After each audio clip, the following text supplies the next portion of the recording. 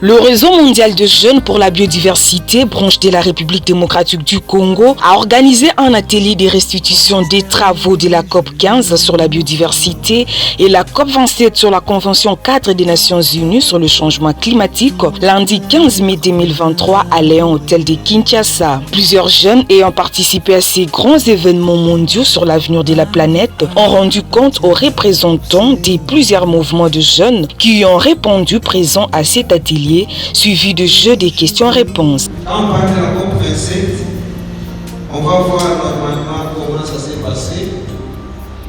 On l'appelle encore COP de la mise en œuvre. Donc la COP27 qui s'était tenue en Égypte, c'était appelé la COP de la mise en œuvre. Parce que les autres COP, on a senti qu'on n'avait pas encore mise en œuvre, c'est tout ce qui s'était fait. On parlait beaucoup, mais il n'y avait pas des actions concrètes. Donc, ici, il fallait déjà penser comment on va passer à l'action directement. Pour la COP de l'implémentation. Alors, la RD Congo étant l'un des pays organisateurs normalement de la COP, parce qu'il y avait d'abord la pré-COP qui s'était tenue en RDC, qui a invité beaucoup de nations, beaucoup de pays à Kisangani. Et voilà que la COP normalement s'était tenue en Égypte, où la RDC était parmi les pays organisateurs et les jeunes n'étaient pas laissés normalement. Il y avait beaucoup d'organisations de jeunes qui étaient invitées. L'un de ces réseaux, c'est ça.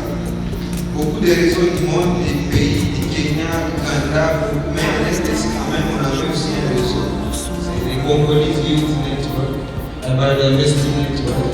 Alors, c'était à Shram-Maché. Shram-Maché, c'est une ville égyptienne qui se situe dans la partie asiatique. C'était aussi une occasion de voir, on ne pouvait pas s'imaginer que l'Égypte s'étendait sur les deux continents. Nous étions de l'autre côté de la mer Rouge, à l'Égypte. C'est là où se trouve cette ville-là, dans cette péninsule de Sinaï. Alors, comme le nom l'indique, c'était la 27e fois, la 27e conférence des parties à la Convention des Nations Unies sur le changement climatique.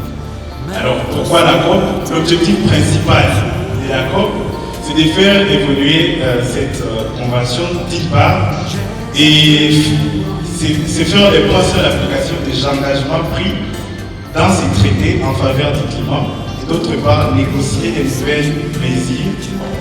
Les objectifs d'Aichi pour la biodiversité et du protocole de Kyoto, qui, toutes ces promesses-là, ont été échouées.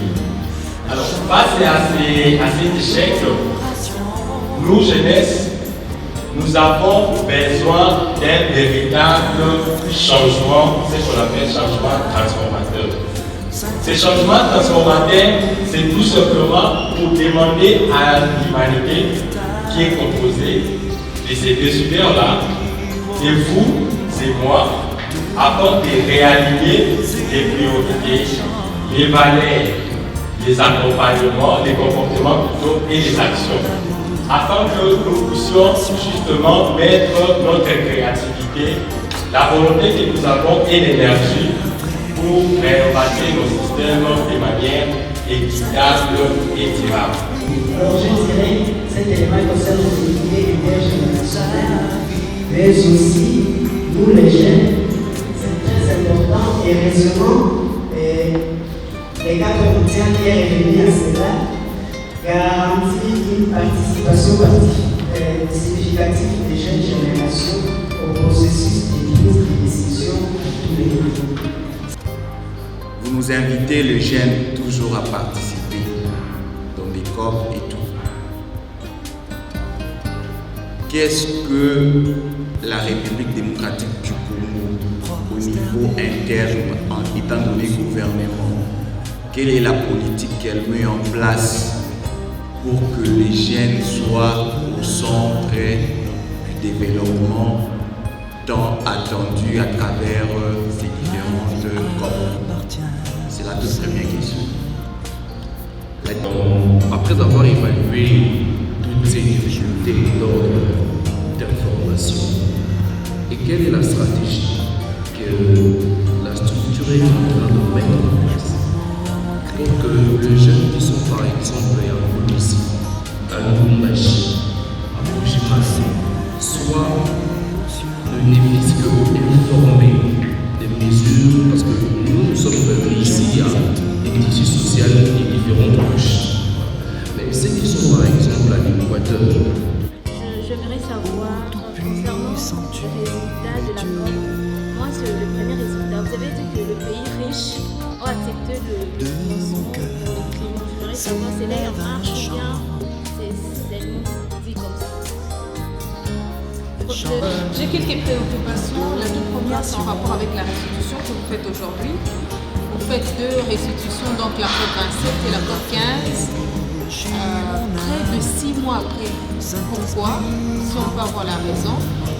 Est-ce aujourd'hui une jeunesse efficace qui contribue aussi dans ce nouveau concept désormais qui accompagne la République démocratique du Congo dans les discussions internationales RDC Pays Solutions? Ce qui est vrai, il y a cet aspect-là, l'explication et l'information. Mais en tout cas, nous essayons d'être le plus professionnels possible. Les gens qui sont partis à la COP 15, pardon, à la COP 27 à l'Égypte, il y a eu aussi un appel à la candidature. Ces messieurs, c'est la première fois que je les vois. On a sélectionné. On a cherché l'accréditation, on a envoyé au passeport, on a cherché l'accréditation. Et puis toute cette équipe qui travaille avec nous. On a cherché l'argent, mais pas.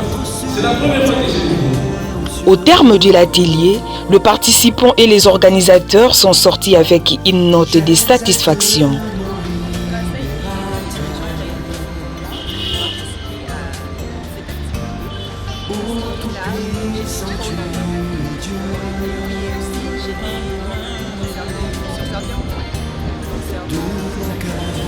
Déjà par rapport à ce qui s'est passé, il y a 6 mois passés, je me disais qu'on est trop dans les tralala, on veut nous parler, etc.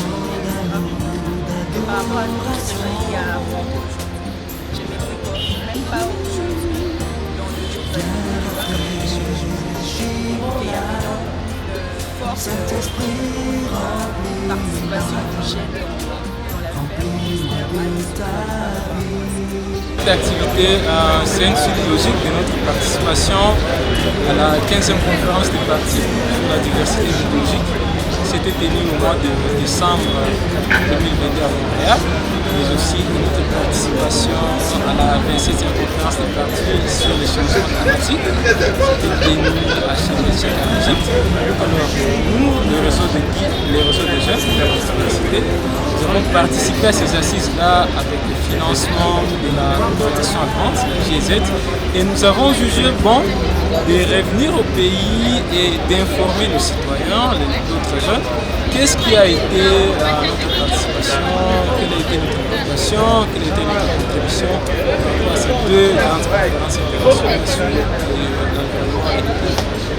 Pourquoi avez-vous attendu plusieurs mois pour faire la restitution? Il y avait eu des petits soucis au niveau organisationnel et logistique. On prévoyait de les faire au mois de février, en revenant tout fraîchement de la COP 15, mais pour des raisons purement logistiques et des questions internes à notre organisation, on n'a pas pu faire l'atelier. Mais quand même, ça valait quand même la peine de réunir du monde et leur parler de ce que nous faisons en tant que jeunes, quelle a été leur contribution à ces différentes conférences. Déjà, c'est une impression de satisfaction parce que nous avons rempli notre devoir qui est d'informer les autres. Et ensemble, nous pouvons prendre des mesures nécessaires, des décisions adéquates pour essayer d'adapter nos actions par rapport à ce qui a été convenu à ces différentes conséquences. Et aussi, cet atelier ici, c'est un atelier qui va baliser les chemins vers des actions futures. Notamment, nous sommes en train de penser pour organiser les solidarités sur la biodiversité, où nous allons faire une feuille de route pour baliser les chemins de l'implication de la jeunesse dans l'implémentation du cadre mondial de la biodiversité. Signalons que ces mouvements de jeunes qui militent pour la préservation travaillent en collaboration avec plusieurs organisations internationales qui interviennent dans le domaine de l'environnement, dont GIZ.